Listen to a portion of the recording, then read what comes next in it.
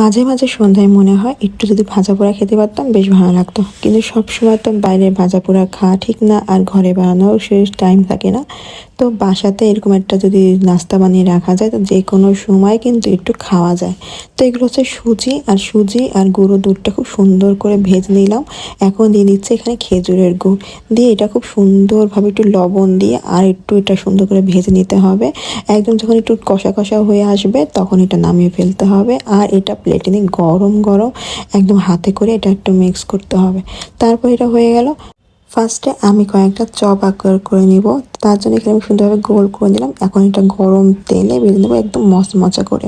এটা গরম খেতেও যেমন মজা, আবার আপনি এটা ঠান্ডা করেও রেখে দিতে পারেন কৌটায় করে, বেশ অনেক দিন পর্যন্ত খেতে পারবেন।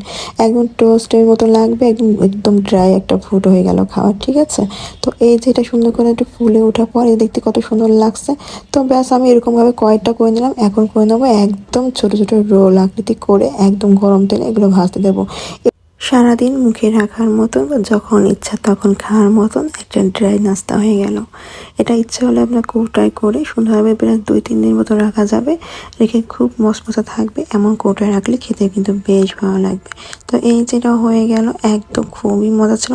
তো কেমন জানি ওটা, বাই বাই।